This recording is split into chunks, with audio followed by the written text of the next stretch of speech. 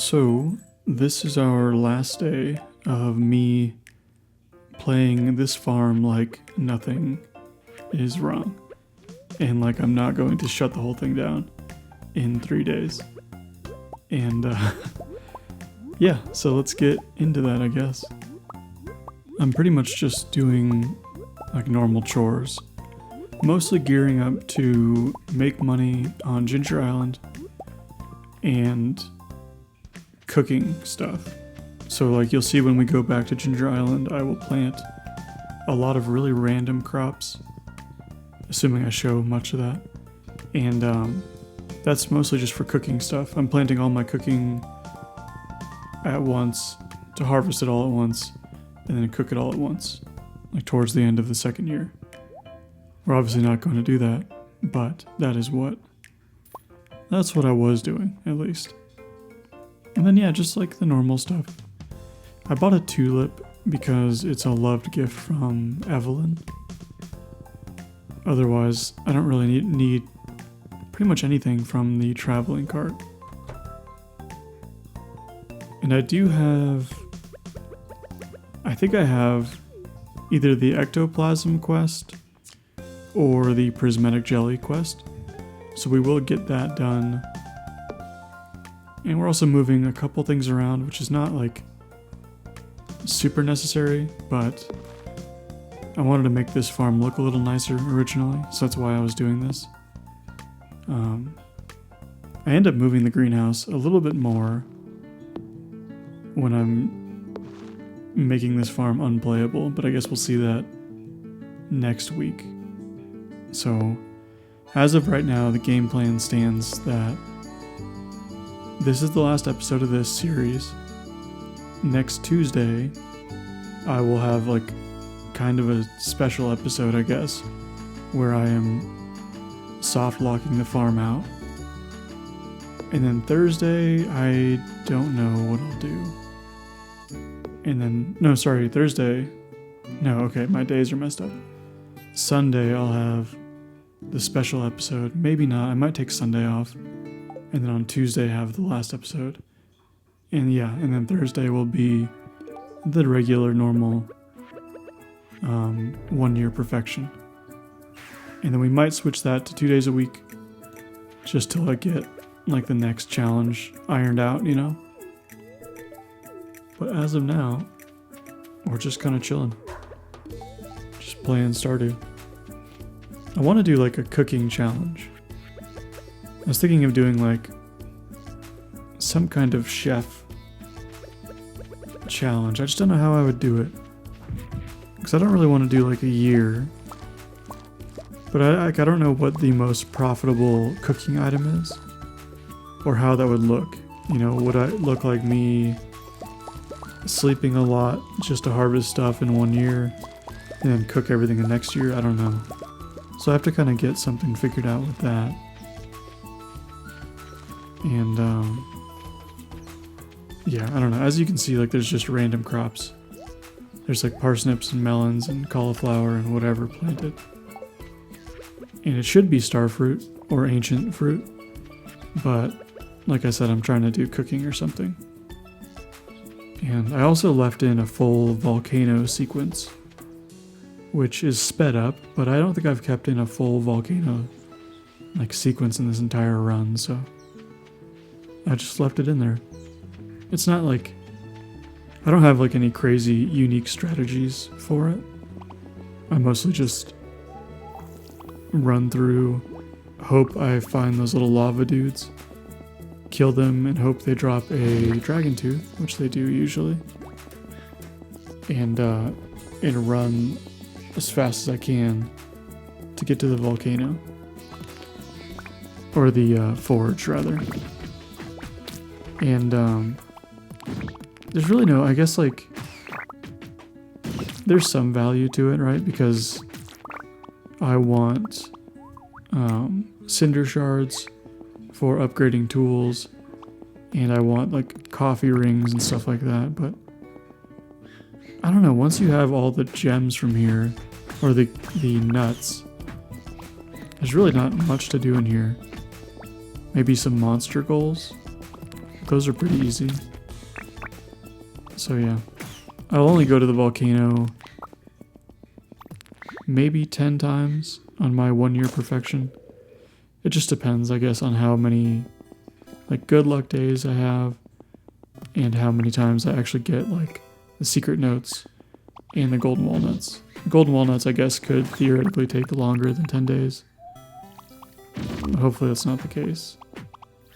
But like Dragon's Teeth, you can get those knocked out in just a couple of runs. Like sometimes you get really lucky and they're just on the ground next to the statue or the like the bones, you know? But other times you have to depend on killing, you know, the little lava dudes over and over again. I don't know what they're called. Lava snakes or something? I don't know. But I've had pretty good luck on this run. I think I already have 2, which is pretty decent.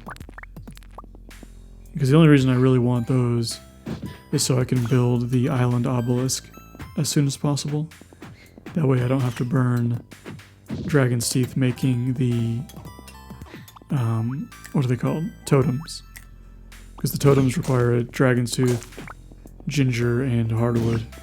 And those are all pretty precious resources. Ginger not so much, but the other 2 are pretty valuable.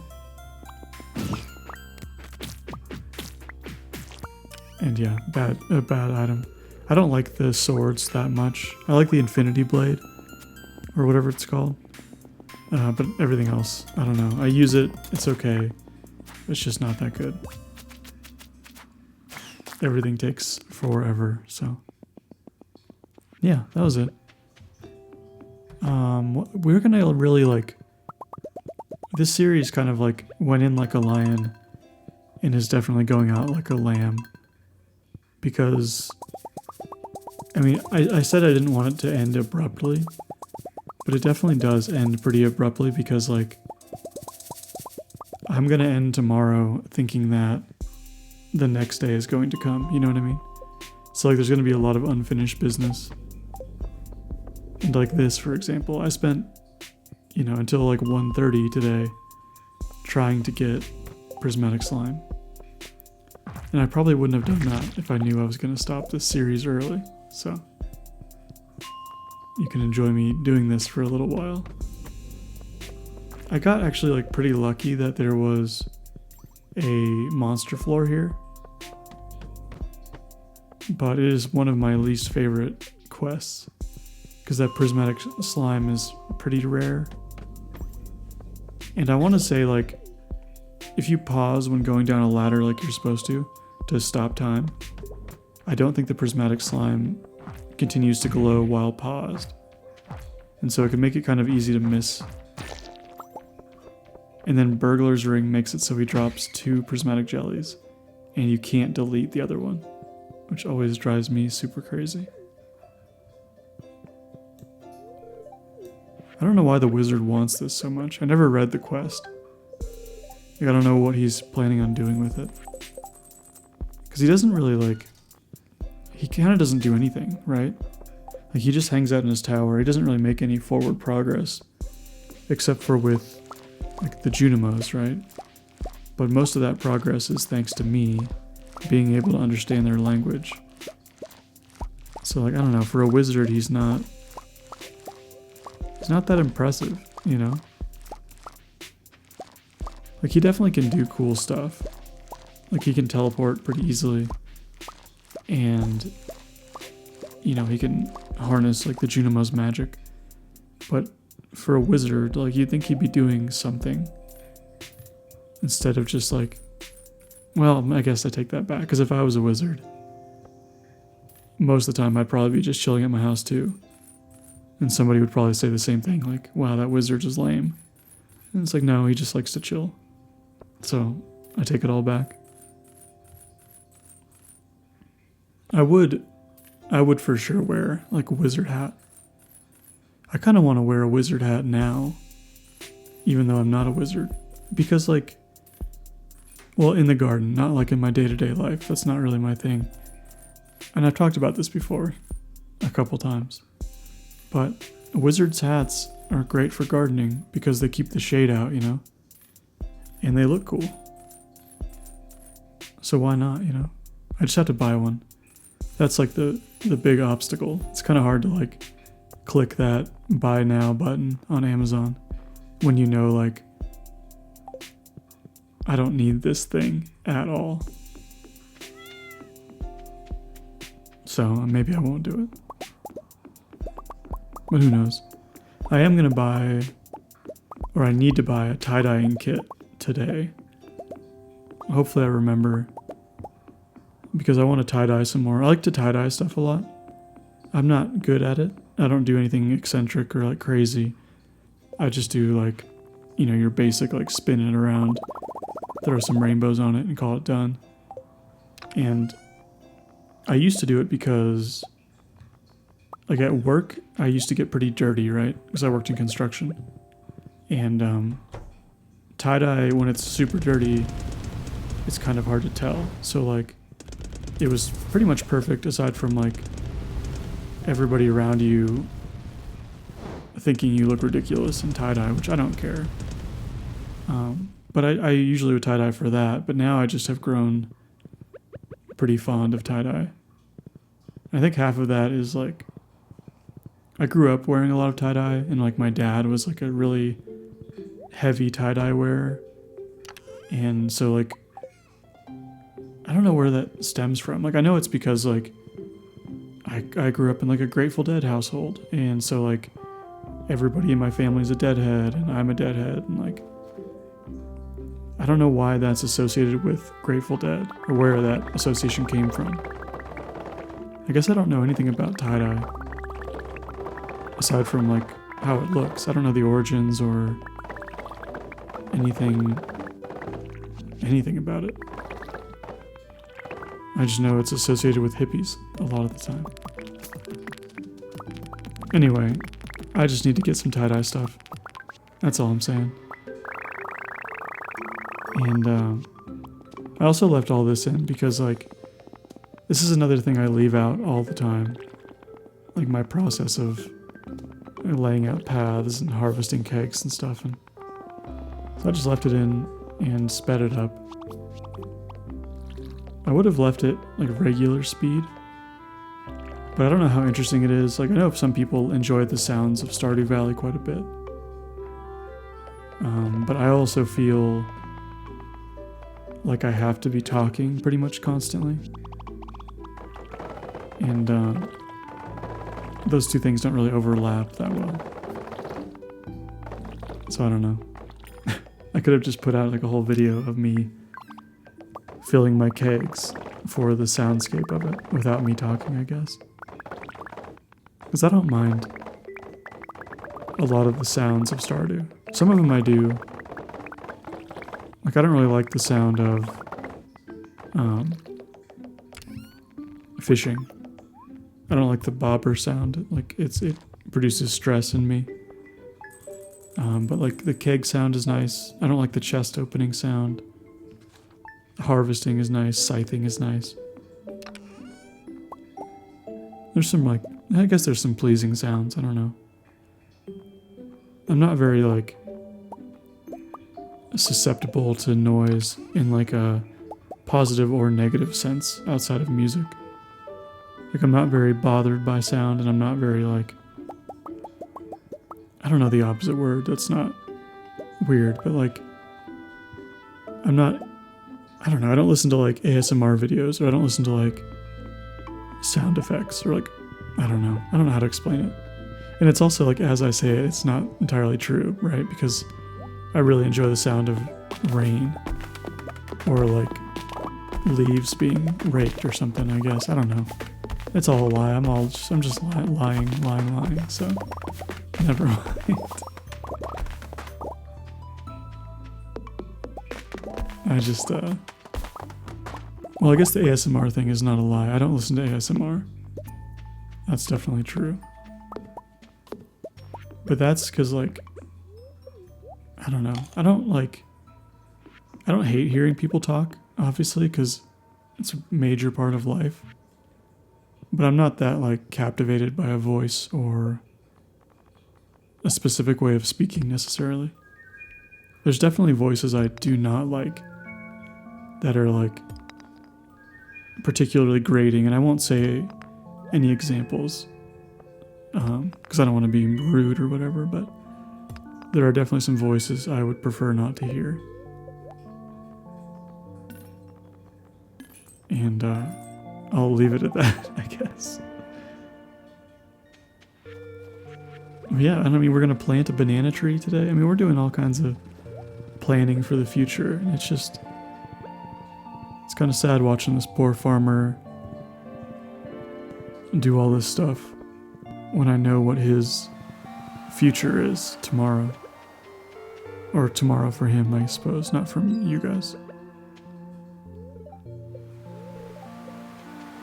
Oh my god.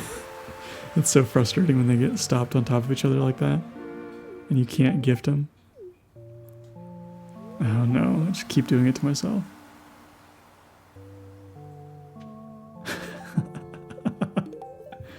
There's quite a sequence of that too. That's obnoxious. But yeah, I don't know, that's it. I think I already asked. I've asked for ideas plenty of times, and I've gotten tons of good ideas for different challenges and playthroughs. And I mean, I think somebody had suggested playing like a RuneScape, which I don't think I could handle that. That one's like, I don't like the look of RuneScape at all. And I think that's probably a big part of a game for me is the aesthetics. But I did look into classic WoW again, and I've been really wanting to play that.